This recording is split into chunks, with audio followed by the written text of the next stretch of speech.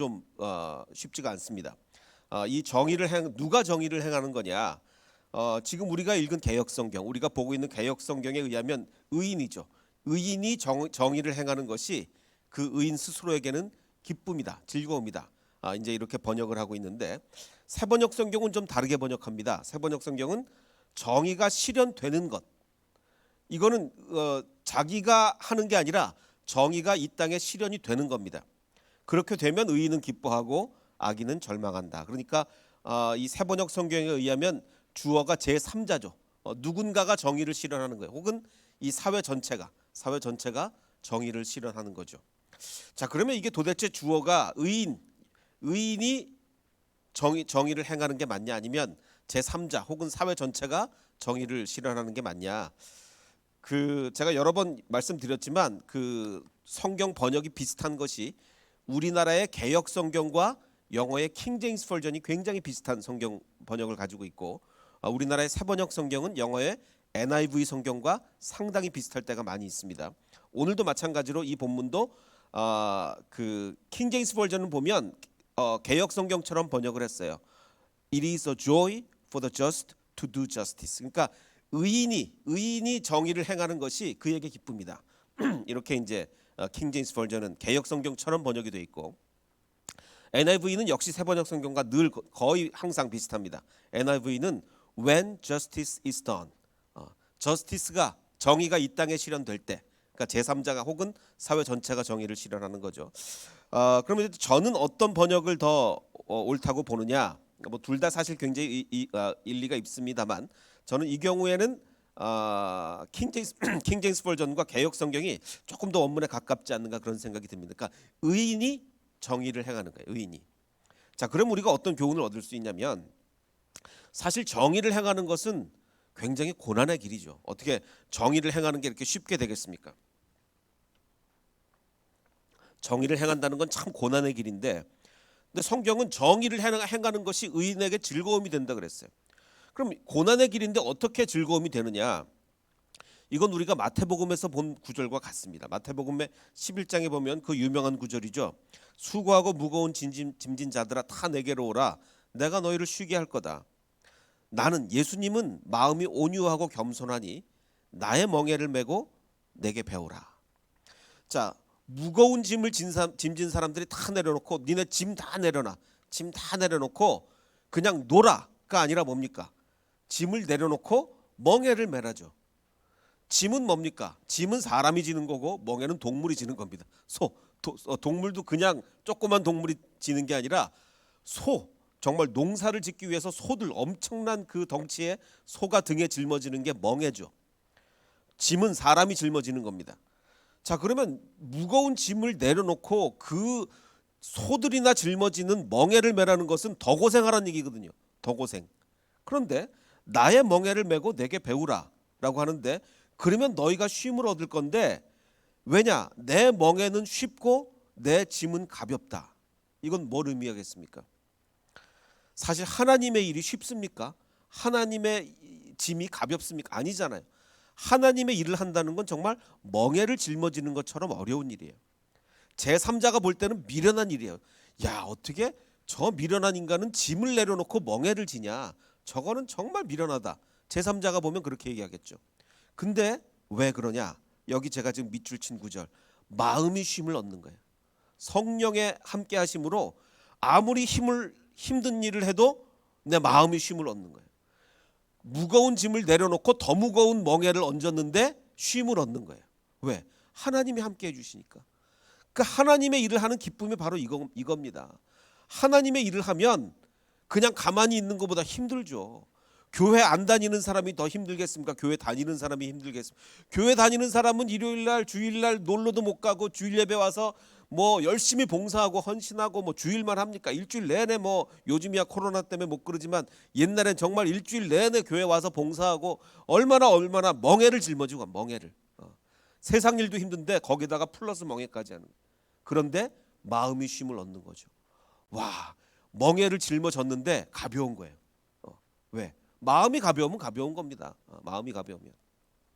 그래서 오늘의 이 본문 말씀인 정의를 실현하면 의인들의 마음은 즐거움이 있다. 정의를 실현한다는 것은 고난의 길인데 그게 오히려 더 즐거움의 길이다라고 15절은 이렇게 얘기하고 있는 겁니다. 뭐 다들 이제 잠언을 이제 잘 아시겠지만 잠언이라는 책이 어떤 하나의 주제를 가지고 일관성 있게 쫙 가는 게 아니에요. 뭐 1절에선 이 얘기했다, 2절에선 저 얘기했다, 뭐 3절에선 아마 이 잠언의 저자가 그냥 뭐 생각나는 대로, 물론 이제 성령의 감동으로 생각나는 대로 적었기 때문에 뭐 이 얘기했다 저 얘기했다 뭐 이런 것들이 좀 있는데, 그래서 이제 뭐 일관성은 없습니다. 그 다음 절 16절은 뭘 얘기하고 있냐면, 명철의 길을 떠난 사람은, 자, 명철의 길에 사람들이 서야 되는데 잠언은 항상 이 명철과 지혜, 이걸 강조하잖아요. 이 명철과 지혜의 길을 떠나버린 사람은 사망의 길로 간다. 사망의 회중에 거하게 된다. 뭐 잠언은 정말 지혜를 떠나면 죽는 거다, 이렇게 이제 얘기를 합니다. 그 인도에 요즘 뭐 코로나가 굉장히 심하지 않습니까? 이 처음에는 인도 사람들이 사실 거의 코로나에 안 걸렸어요. 놀랄 만큼 코로나에 안 걸려서 처음에는. 그래서 사실은 별별 얘기들이 다 나왔었다고요. 그래서 뭐 그럼 인도 사람들이 왜 이렇게 코로나를 안 걸리냐? 카레를 먹으면 안 걸리나 보다. 그래가지고 뭐 카레가 코로나에 좋다는 등 뭐 별의별 얘기가 다 나오다가 또 뭐 카레 아무리 먹어도 걸리는 것 같으니까 그럼 인도 사람들이 왜 안 걸리냐? 인도 사람들이 뭐 젊어서 그런가 보다. 이 평균 연령이 굉장히 낮거든요. 젊어서 그런가 보다. 뭐 또 그랬다가 또 뭐 더 이전에는 인도 사람들이 원래 오른손으로 밥 먹고 왼손으로 이제 그 중요한 일을 처리를 하잖아요. 근데 뭐 그런 생활 습관 때문에 옛날부터 이런 좀 더러운 것에 익숙해서 뭐 그래서 뭐 별의별 해가 뭐 별의별 이제 해석들이 다 나왔는데 다 틀렸죠. 왜냐하면 요즘 인도가 뭐 세계 최고로 지금 인도가 많이 걸리고 있으니까. 자, 근데 너무 안타까운 게 인도 사람들이 이 코로나를 이기는 길을 선택하는 게 너무나 이 오늘 본문 말씀처럼 명철의 길을 떠난 것 같다. 이게 올바른 판단을 못하는 것 같아서 너무 안타까워요. 우리 뉴스에서 많이 보셨죠. 코로나19를 이겨내자라고 하면서 소똥을 몸에다 막 바르는, 인도는 이 소를 신성하게 여기잖아요. 그래서 소의 배설물을 온 몸에다 다 바르고 기도를 하는 게 인도에서 지금 굉장히 유행했다는 거예요. 그러면 코로나를 이길 수 있다. 이게 얼마나 어리석은 일입니까? 이 명철의 길을 떠난 거예요. 그러면 그래서 학자들이 막 더 경고, 그러면 다른 병이 더 걸린다. 지금 소똥을 온몸에 바르면 다른 병이 더 걸린다. 그러니까 명철의 길을 떠난 사람은 사망의 회중에 거하게 된다는 게 정말 이 말이 맞는 말 아니겠습니까? 더군다나 여기에 더하여 며칠 전에는 어떤 뉴스까지 나왔냐면 소똥을 바르던 인도인들이 이번엔 코로나 여신을 모신답니다. 인도는 이 힌두교기 때문에 신이 굉장히 많죠. 뭐 어마어마하게 신의 숫자가 많습니다. 그래서 신을 섬기다 이제는 코로나 여신까지 모신다는 거예요. 이 코로나 여신을 모시면 코로나에 안 걸린다 이거죠.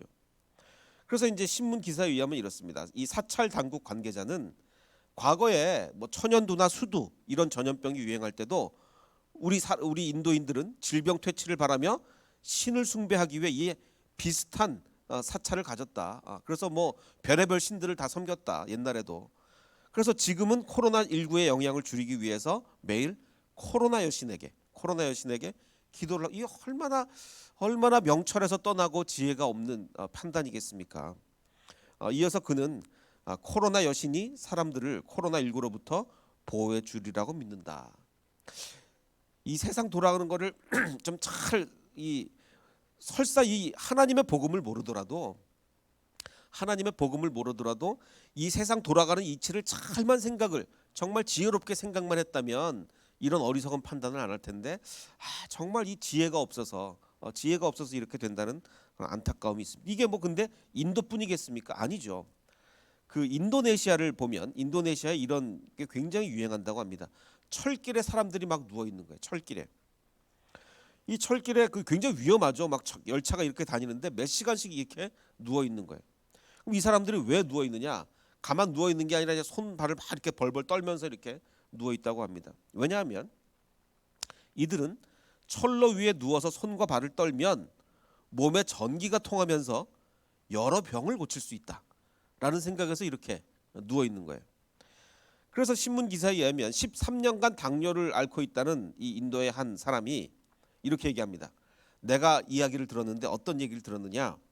뇌졸중 걸린 중국 남성이 처음에는 자살을 하려고 철로에 누웠다는 거야. 내가 중국 사람이 한 명이 내가 자살을 해야 되겠다. 이제 중풍이 오고 도저히 살아갈 수가 없으니까 그래서 이제 철로에 누웠다가 중풍이 치료가 됐다는 거예요. 그 소문을 듣고부터 이제 온갖 그 인도네시아의 많은 사람들이 이 철로에 누워서 병 낫기를 이제 기원을 한다는 얘기죠. 그래서 이제 그녀는 나는 의사를 찾아다녀 봤지만 낫지 않았는데 오히려 여기 와서 몸이 좀 좋아진 걸 느꼈다. 그건 자기 믿음이죠. 자기 믿음. 그냥 뭘 좋아지겠습니까? 자, 모르겠습니다. 이 소문이 이 중국 남자가 철로에 누웠다가 고쳐졌다는 게 뭐 사실일 수도 있고 사실이 아닐 수도 있지만 설사 사실이다 할지라도 이거는 어쩌다 우연히 누웠는데 뭐 우연히 정말 안 누워도 날 사람이 안 누워도 날 사람이 낫는데 안 누워도 사실 뭐 자연 치유라는 게 있잖아요. 안 누워도 날 사람이 낫는데 우리가 정말 지혜와 명철, 이 잠언에서 그토록 강조하는 지혜와 명철을 가지고 잘 판단해 보면 정말 철로에 누우면 정말 병이 낫는지를 우리가 깨달을 수 있는데 그 지혜가 없는 거예요. 그 지혜가 없어서 중국에 누가 철로에 누웠다가 병 낫다더라. 그럼 나도 누워봐. 이렇게 되는 거죠. 너무너무 안타까운 겁니다. 그래서 이게 지금 인도네시아에서는 굉장히 이렇게 많이 벌금까지 물린다는데 뭐 이 할머니는 뭐 옆에 물병과 짐까지 넣어두고 아주 그냥 작정을 하고 누워 계시고 이렇게 위험한 일이 많죠. 그러니까 오늘 이게 본문 말씀이 명철의 길을 떠난 사람은 사망의 회중에 거한다. 이 안 좋은 일로부터 이게 병원을 가든지 막 이래야 되는데 병원을 안 가고 여기 누워 있으니 사망의 회중에 거하는 게 아니겠습니까? 그 잠언 우리가 그 전에 살펴봤지만 9장 10절에도 이렇게 얘기를 하죠. 여호와를 경외하는 것이 지혜의 근본이요 거룩한 자를 아는 것이 명철이다. 그러니까 여호와를 모르니까 이렇게 되는 거예요. 여호와를 모르니까 너무너무 안타깝죠. 자, 17절은 아까도 말씀드렸듯이 이게 주제가 좀 랜덤입니다. 이 얘기했다가 좀 저 얘기했다 이렇게 되는데 연락을 좋아하는 자는 가난하게 되고 술과 기름을 좋아하는 자는 부하게 되지 못하는. 여기서 연락이라는 것은 향락. 그렇죠. 뭐 이건 너무너무 상식적인 얘기입니다. 향락을 좋아하는 자는 뭐 다 탕진하게 되는 거죠. 술과 기름을 좋아하는 자는 부하게 되지 못한다. 뭐 다 탕진하고 나면 당연히 그렇게 되는 겁니다. 또 18절은 이렇게 얘기합니다. 자, 이제 18절이 사실은 제일 어려워요. 오늘 이 성경 오늘 본문은 특히 이제 해석이 어려운 본문들이 많이 있는데 18절은 정말 어렵습니다. 악인은 의인의 속전이 된다. 속전. 그리고 사악한 자는 정직한 자의 대신이 된다. 뭐 같은 말인데 자, 속전이라는 건 영어로 랜섬이죠. 랜섬이 뭡니까? 속전이 뭡니까? 예를 들면 그러니까 뭐 안 좋은 예지만 누가 이제 어린 아이를 유괴를 하거나 뭐 납치를 하지 않습니까? 납치를 해서 요구하는 게 뭡니까? 돈을 요구하죠. 또 돈을 받으면 이 아이를 내준다. 돈을 받으면 이 납치된 사람을 내준다. 그때 갖다 주는 돈이 랜섬이잖아요. 랜섬. 그러니까 그리고 이제 그 대신 희생되는 거예요.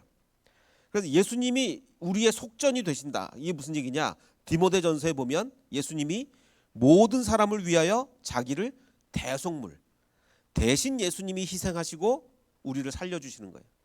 이걸 랜섬이라고 합니다. 예수님은 우리의 속전이 되시는 거예요. 랜섬이 되시는 거예요. 예수님이 희생하시고 우리가 살아나는 거예요. 자, 그럼 이게 18절이 굉장히 이제 해석이 어려운 게 그러면 악인은 의인의 속전이 된다.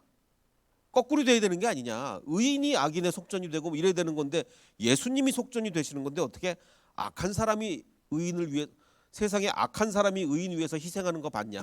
말이 안 되잖아요. 항상 의인들이 악한 사람을 위해서 희생하지 언제 악인이 의인을 위해서 희생을 했습니까? 뭐 세번역 성경을 봐도 여전히 어렵습니다. 악인은 의로운 사람 대신에 치르는 몸값이 되고 말이 안 되잖아요. 지금 우리는 이런 거를 경험해 본 적이 없다고요. 반대를 많이 경험하죠. 의로운 사람이 악인을 위해 오히려 그 희생하고 대신 몸값을 치르고 뭐 이런 건 봤어도 악인이 의로운 사람을 위해서 대신 뭘 희생하는 건 본 적이 없는데 뭐 그 다음 얘기도 마찬가지입니다. 사기꾼은 정직한 사람 대신에 치르는 몸값이 된다. 그럼 도대체 악인이 의인을 위해서 희생된다는 얘기가 도대체 뭐냐? 굉장히 이제 해석이 어려운데, 그래서 이걸 어떻게 설명을 드릴까 굉장히 고민을 많이 했습니다. 굉장히 고민을 많이 하다가 이제 그 한 예를 하나 제가 이제 들어드리려고, 제가 이제 TV를 전혀 안 보기 때문에 그 우리나라에서 제일 잘생긴 남자 배우가 누구냐를 이제 아까 제가 낮에 우리 교육자님들 단톡방에 올렸어요. 물어보느라고 제가 우리나라에서 제일 잘생긴 남자 배우가 누구냐. 교육자들이 뭐 다들 바빠서 그런지 답을 잘 안 하더라고요. 그래가지고 뭐 다들 뭐 TV도 잘 안 보고 하니까 그래서 이제 제가 이제 인터넷에서 찾았습니다. 인터넷에서 찾았는데, 그래서 연중이 뭔가 봤더니 아마 이게 연예가 중계인가 아마 그런가 봐요. 아마 연예가 중계가 뽑은 한국에서 미남 1위가 누구냐? 2018년 기사입니다. 5위가 박보검이라는 배우가 5위 안에 처음으로 진입을 했다. 뭐 이러면서 그럼 1위랑 2위는 누구냐? 2위가 누굴 것 같습니까? 2위. 우리나라에서 제일 잘생긴 배우 2위. 누구요? 강동원이랍니다. 강동원. 이건 뭐 주관적인 거니까 뭐 그 연예가 중계가 뽑았다니까. 2위가 강동원이고 1위 누굴까요? 1위가 장동건이에요. 장동건. 장동건 씨가 1위입니다. 자, 근데 제가 왜 이걸 보여드리냐면, 자, 제가 오늘 이거 말씀을 해석하기 위해서 굉장히 고민을 많이 했는데, 자, 1위가 장동건 씨고 2위가 강동원 씨인데, 자, 이렇게 있을 때 장동건 씨의 이 그 미모가, 남자를 미모가 아니라 뭐라고 그래야 됩니까? 미모가 돋보인다. 이거 남자니까 뭐라고 그래야 되죠? 잘생김, 그냥 잘생김이 돋보인다. 자, 요렇게 있을 때 양쪽에 강동원 씨가 이름이 강동원 맞나요? 아까 강동원. 그 장동건 씨의 양쪽에 강동원 씨가 있을 때 이 장동건 씨의 잘생김이 돋보입니까? 안 돋보이잖아요. 뭐 거기서 다 1위인데 다 거긴데 뭐가 돋보이겠어요. 그냥 다 잘생긴 사람들이 이렇게 있으면 뭐 누가 장동건인지 누가 뭐 누구요? 누가 강동원인지 뭐 구별이 안 간단 말이에요. 구별이 안 가요. 자, 그런데 이 장동건 씨가 이렇게 있을 땐 다르죠. 이렇게 있을 땐 다릅니다. 이렇게 있을 땐 그냥 이 잘생김이 확 드러나잖아요. 확 드러나.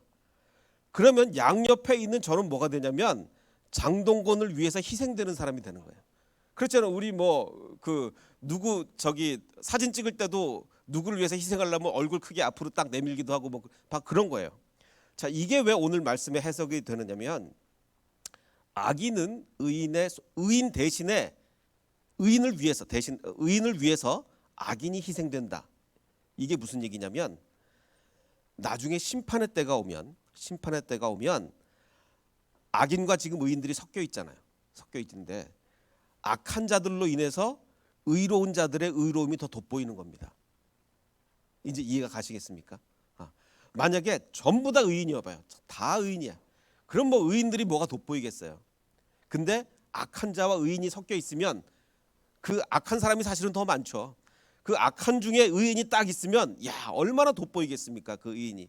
그러면 그 주변의 악인들은 의인을 위해서 희생되는 거예요. 이제 좀 이해가 가시겠죠? 예.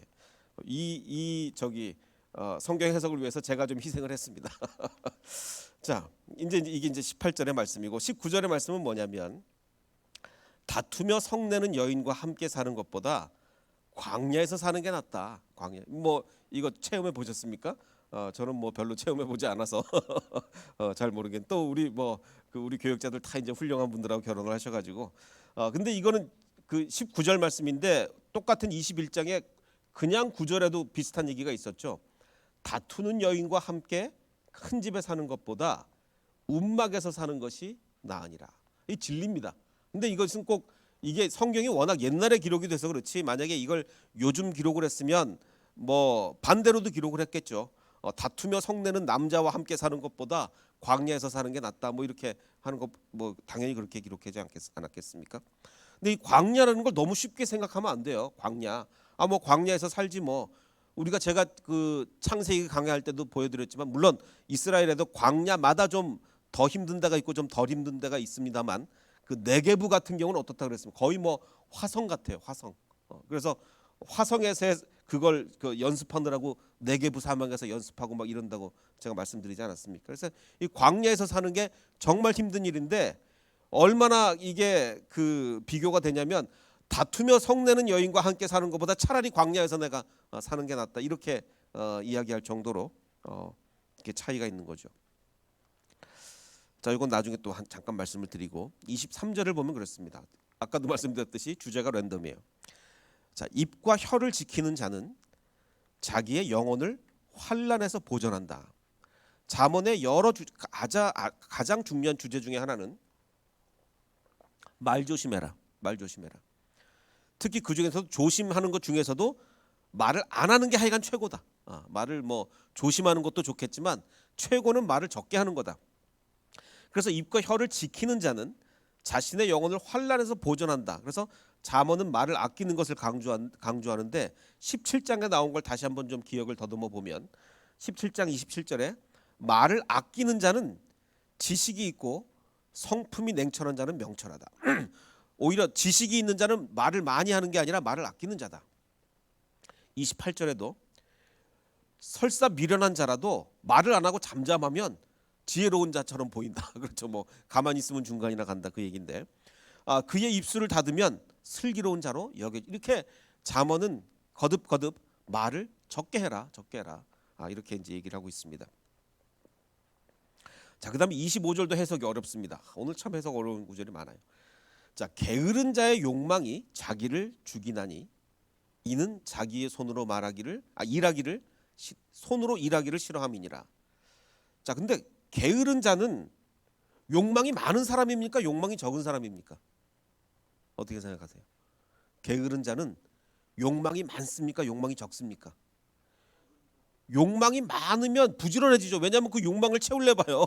욕망을 채우려면 얼마나 부지런해지겠습니까? 근데 게으른 자는 뭐 이것도 싫고 다 귀찮아. 욕망이 없는 게 게으르다고 생각을 하기 쉬운데, 그럼 여기서 게으른 자의 욕망이 자기를 죽인다. 이게 무슨 얘기냐? 게으른 자는 욕망조차 별로 없는 게 아닌가라는 이제 의문이 들 수 있는데, 이거는 요즘 한국에서 나오는 이 말이 어디서 나온지 잘 모르겠는데 이런 표현이 많이 나오더라고요. 아무것도 안 하고 싶다. 이미 아무것도 안 하고 있지만 더 격렬하게 아무것도 안 하고 싶다. 자, 이게 물론 뭐 사람뿐만 아니라 이 강아지들 보면요 정말 아무것도 안 하는 길 잘해요. 자, 그런데 저는 이게 이렇게 생각합니다. 게으른 자에게는 어떤 욕망이 있냐면 정말 아무것도 하기 싫은 욕망이 있어요. 그것도 욕망이에요. 아무것도 하기 싫은 것도 욕망이라. 다 귀찮아. 이것도 하기 싫고 저것도 하기 싫고 다 그냥 누워 있었으면 좋겠는 거예요. 그게 게으른 자의 욕망입니다. 게으른 자의 욕망. 그래서 25절 게으른 자의 욕망이 자기를 죽이나니 이는 자기의 손으로 일하기를 싫어함이니라. 그래서 다시 한번 말씀드리면 게으른 자에게 있어서 가장 큰 문제는 게으르고 싶은 욕망이죠. 게으르고 싶은 욕망. 일하기 싫고 그런 욕망. 자, 이게 25절이고, 자, 26절은 또 다른 주제로 됩니다. 어떤 자는 종일토록 탐하기만 하나 의인은 아끼지 아니하고 베푼다. 탐하는 자와 베푸는 자. 이거는 그 오늘 새벽 큐티 때 제가 말씀드렸던 것과 비슷한 내용입니다.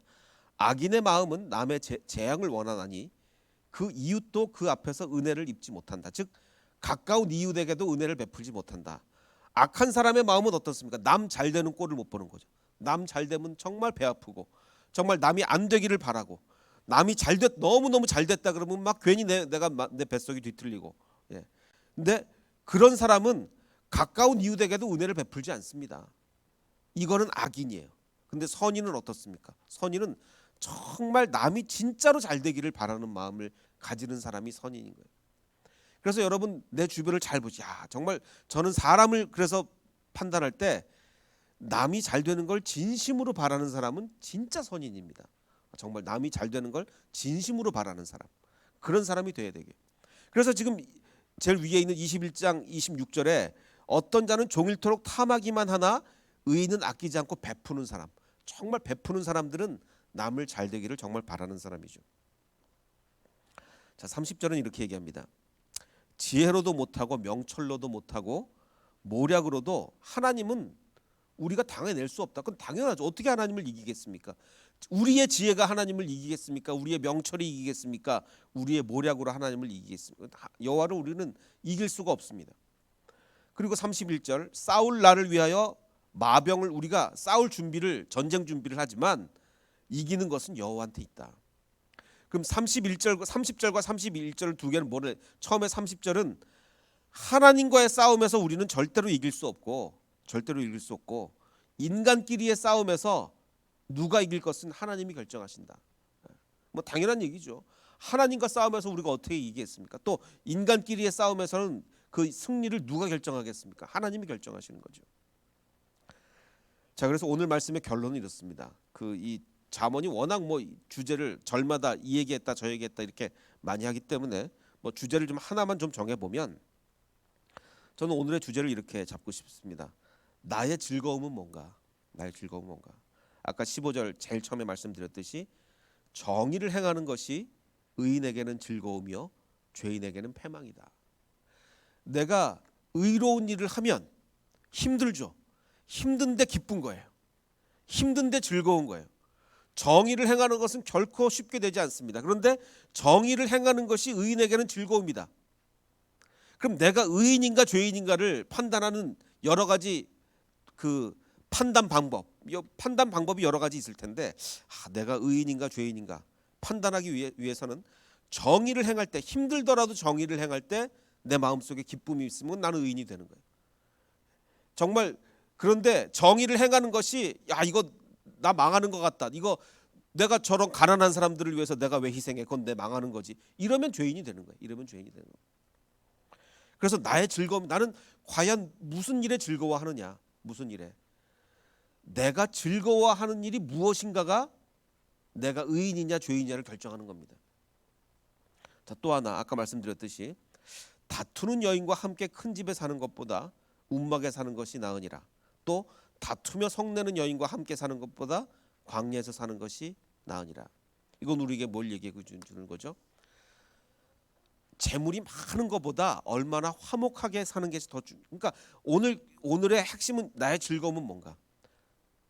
여러분 우리 가장 최근에 결혼해서 우리 정혜성 전도사님 제가 100평짜리 한 50억 되는 집을 전도사님한테 주는 것과 우리 배우자로서 이다은 전도사님을 선택하는 거 어느 게 더 중요합니까? 그렇죠. 이다은 전도사님이 중요한 거예요. 왜? 이다은 전도사님과 같이 살면 정말 행복하게 잘 살 수 있잖아요. 맞습니까? 예, 그건 뭐 100평짜리 집에서 사느냐 뭐 50억짜리 집에서 사느냐 아무 상관이 없는 거예요. 제가 오늘 이 말씀 나의 즐거움은 뭐냐? 하나님과의 교제로 정말 즐거워하냐 이거죠. 정말 나는 맨날 돈 하고 있느냐? 정말 나는 어떻게 돈 벌까? 물론 돈 버는 거 중요하죠. 뭐 먹고 살아야 될 거 아니겠습니까? 먹고 살아야 뭐 그래 하나님도 일도 하고 다 하는 거니까. 그런데 정말 내 즐거움의 포인트는 뭐냐? 정말 돈을 많이 벌면 즐겁냐? 내가 뭐 명예를 기가 막히게 정말 최고의 높은 위치에 올라가면 즐겁냐? 그게 아니죠. 하나님과 정말 교제하면서 즐겁게 평안하게 사는 것이 그거 위해서 사는 거 아니겠습니까? 그거 위해서. 그래서 오늘 말씀의 핵심은 그겁니다. 나의 즐거움이 뭐냐? 정의를 행할 때 내가 즐겁냐? 하나님과 교제할 때 내가 즐겁냐? 바로 그것을 내 마음속에 깊이 묵상하면서 바로 그게 하나님과 나 사이의 관계의 바로미터입니다. 관계의 바로미터. 그래서 정말 내가 무엇을 즐거워하는지 묵상하는 오늘 하루가 되시기를 주님의 이름으로 축원합니다. 그래서 우리 찬양 하나, 우리 짧은 찬양 할 텐데요. 이 땅에 오직 주밖에 없네. 주님만 계시면 어디서든지 즐거워할 수 있습니다. 주님만 계시면 어떤 환난 속에서도 기뻐할 수 있고 이겨낼 수 있습니다. 정의를 행하는 길이 즐겁고 하나님과 교제하면 네게부에 있어도 광야에 있어도 기쁘고 움막에 있어도 기쁘고 하나님과의 교제가 없으면 100평짜리 집에서 살아도 평안함이 없는 겁니다. 우리 신문 뉴스에 맨날 보잖아요. 그 재벌들이 왜 이렇게 불행하게 삽니까? 재벌이면 정말 행복하게 살아야 되는데 재벌들 정말 마약 많이 하잖아요. 그렇게 가진 게 많은데 왜 마약을 합니까? 행복하지 않으니까 마약을 하는 거예요. 행복하면 왜 마약합니까? 자, 그러니까 정말 우리가 내가 정말 아무리 움막에 살아도 정말 주님과 교제하는 그 기쁨 누리고 하나님의 뜻 정의를 실천하는 기쁨 누리고 그 기쁨 누리 이 땅에 오직 주밖에 없기 때문에 정말 주님으로 인해서만 내가 기쁨 누리겠습니다. 이 찬양 우리 진실한 마음으로 부르겠습니다.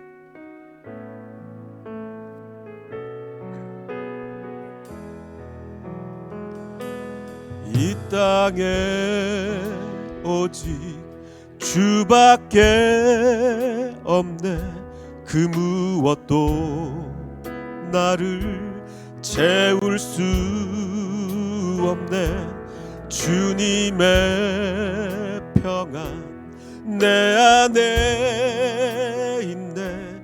그 누구도 빼앗을 수 이 땅에 오직 주밖에 없네. 이 땅에 오직 주밖에 없네. 그 무엇도 나를 채울 수 없네. 주님의 평안 내 안에 있네. 그 누구도 빼앗을 수 이 땅에 오직 주밖에 없네. 이 땅에 오직 주밖에 없네. 그 무엇도 나를 채울 수 없네. 주님의 평안 내 안에 있네. 그 누구도 빼앗을 이 땅에는 오직 주님밖에 없습니다. 이 땅에 오직 주밖에 없네. 그 무엇도 나를 채울 수 없네. 주님의 평안 내 안에 있네. 그 누구도 우리 다시 한번 찬양합니다. 이 땅에 오직 주밖에 없네. 이 땅에 오직 주밖에 없네. 그 무엇도 나를 채울 수 없네. 주님의 평안 내 안에 있네. 그 누구도 빼앗을 수. 우리 잠시 기도하게 될 때 아버지 하나님 그렇습니다. 이 땅에 오직 주님밖에 없습니다. 내 마음속에는 주님밖에 없습니다. 내가 즐거워하는 것은 주님밖에 없습니다. 나에게 아무리 100평짜리 집이 있어도 아무리 금은보화가 내게 넘쳐나도 내가 즐거워하는 것은 오직 주님밖에 없습니다. 그 즐거움 회복하게 하여 주시옵소서. 아버지 하나님 내 앞에 아무리 힘든 일, 아무리 나를 핍박하고 나를 모함하고 나를 괴롭게 하는 일이 있다 할지라도 주님이 있다면 나는 이겨낼 수 있습니다. 이 땅에 오직 주님밖에 없습니다. 우리 고백하는 시간 기도로 가지겠습니다. 아버지 하나님 감사합니다. 이 땅에는 오직 주님밖에 없습니다. 아버지 하나님 나를 기쁘게 하는 것은, 나를 즐겁게 하고 나를 행복하게 하는 것은, 나를 정말 힘을 주는 것은 이 땅에 오직 주님밖에 없습니다. 이 땅의 어떤 재물도, 어떤 세상의 명예도, 어떤 부와 그 어떤 것도 나를 즐겁게 할 수 없습니다. 나를 행복하게 할 수 없습니다. 이 땅에 오직 주님밖에 없습니다. 아버지 하나님 주님만 있으면 나는 기뻐할 수 있습니다. 주님만 있으면 나는 일어설 수 있습니다. 주님만 있으면 나는 행복할 수 있습니다. 아버지 하나님 이 땅에 오직 주님밖에 없음을 나는 고백하는 우리가 되게 하여 주시옵소서. 아버지 하나님 주님께서는 늘 나와 함께 하십니다. 그러기에 나는 평안을 얻을 수 있고 주님께서 늘 우리 햇세드 교회와 함께 하시기에, 주님께서 늘 우리 햇세드 교회 모든 교인들과 함께 하시기에 우리는 일어설 수 있습니다. 아버지 하나님 이 땅에 오직 주님밖에 없음을 고백하며 정말 능력의 힘으로 나가는 우리가 될 수 있도록 축복하여 주시옵소서. 아버지 하나님 감사합니다.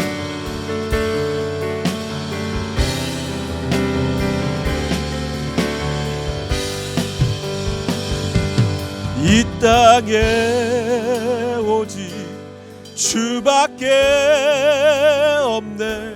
그 무엇도 나를 채울 수 없네.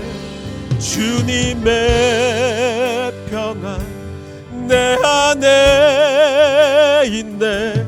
그 누구도 빼앗을 수 없네. 우리 아까 불렀던 찬양, 은혜 찬양 우리 다시 한번 부르겠습니다. 내가 누려왔던 모든 것들이 내가 지나왔던 모든 순간이 당연한 게 아니라 은혜였습니다. 그렇기 때문에 얼마나 내 마음에 기쁨이 넘쳐나는지 모르겠습니다. 내가 지나왔던 모든 세월이 내가 한 것이었다면 우리는 좌절할 수밖에 없습니다. 그런데 지나왔던 모든 것들이 하나님이 하신 일이기에 내 마음속에 기쁨과 감격이 넘쳐납니다. 감사가 넘쳐납니다. 아버지 하나님 감사합니다. 감사합니다. 우리 찬양 다시 한번 부르며 고백하겠습니다.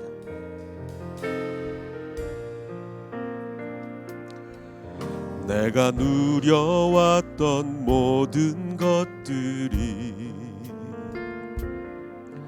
내가 지나왔던 모든 시간이, 내가 걸어왔던 모든 순간이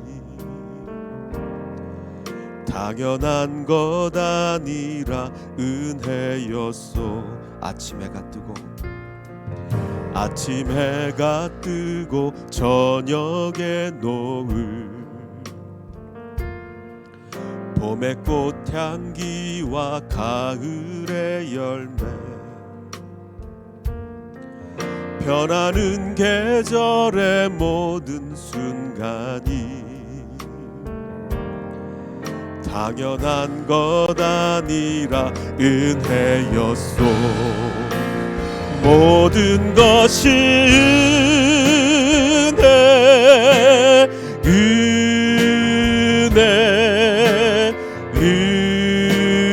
은혜, 한없는 은혜. 내 삶에 당연한 것 하나도 없었던 것을, 모든 것이 은혜, 은혜, 모든 것이 은혜, 모든 것이 은혜, 은혜, 은혜, 한없는 은혜. 내 삶에 당연한 건 하나도 없었던 것을, 모든 것이 은혜, 은혜였소. 우리 다시 한번 기도하게 될 때, 아버지 하나님, 혹시나 우리가 내 삶에 당연한 것이라고 생각했다면 용서해 주시옵소서. 오늘 우리가 하루 세 끼 식사를 했습니다. 우리 식사기도 정말 주님께 간절히 드렸습니까? 너무 감사하다고 간절히 드렸습니까? 아니면 당연하다고, 내가 하루 세 끼 밥을 먹는 것은 당연하다고 먹었습니까? 아버지 하나님, 정말 우리가 하루 세 끼를 먹는 것조차, 내가 입을 옷이 하나 있다는 것조차 내 삶에 당연한 것은 없고 모든 것이 주님의 은혜입니다. 우리 이것을 잠시 한 번 더 기도로 고백하겠습니다. 아버지 하나님, 정말 모든 것이 은혜입니다. 내가 지금까지 누려왔던 모든 것들, 내가 하루하루를 살아왔던 그 모든 것들이 당연한 것은 하나도 없습니다. 아버지 하나님, 모든 것이 주님의 은혜기에 주님께 감사로 벅차게 주님을 찬양할 수 있습니다.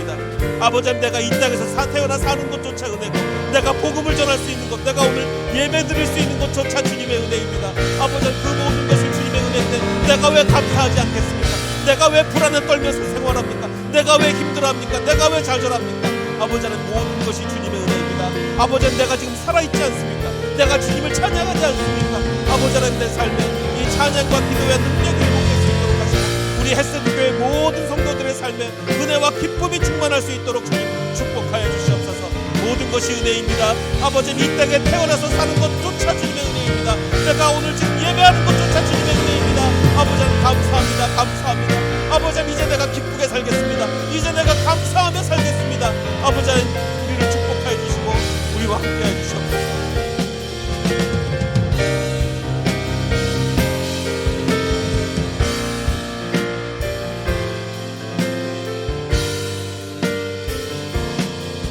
우리 다시 한번 정말 주님의 은혜를 정말 감사하면서 2절 다시 한번 찬양합니다. 내가 이 땅에 태어나 사는 것, 모든 것이 주님의 은혜입니다. 내가 이 땅에 태어나 사는 것, 어린아이 시절과 지금까지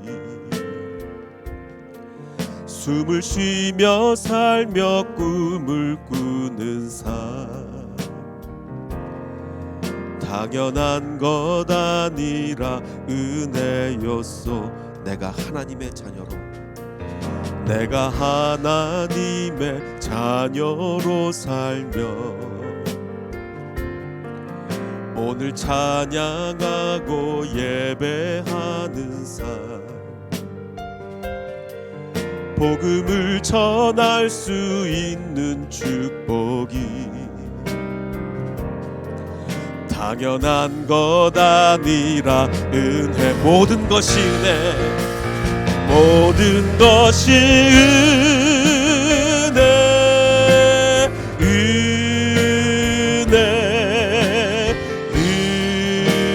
은혜, 한없는 은혜. 내 삶에 당연한 건 하나도 없었던 것을 모든 것이 은혜, 모든 것이 은혜, 모든 것이 은혜, 은혜, 은혜, 한없는 은혜. 내 삶에 당연한 건 하나도 없었던 것을 모든 것이 은혜, 은혜였소. 아버지 하나님, 오늘 우리가 하루 세 끼의 식사를 당연히 여겼다면 용서해 주시옵소서. 오늘 우리가 입을 옷이 있고 잘 집이 있고 오늘 예배드릴 수 있는 환경이 된 것을 당연히 여겼다면 용서해 주시옵소서. 모든 것이 은혜이기에 우리 마음속에 기쁨과 평안이 가득하게 하여 주시옵소서.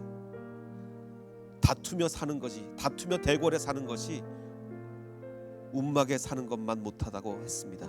아버지 하나님, 주님과 교제하며 어느 곳에 살아도 어떤 환경에 있어도 모든 것이 은혜임을 고백하는 우리가 되게 하여 주시옵소서. 이제는 우리 구주 예수 그리스도의 은혜와 아버지 하나님의 무한하신 사랑과 성령님의 감화 감동 충만하게 역사해 주심이 모든 것이 은혜임을 고백하는 이 자리에 있는 모든 백성들 머리 위에, 그리고 인터넷으로 예배하는 모든 백성들 머리 위에 이제로부터 영원토록 함께 하시기를 간절히 축원하옵나이다. 아멘.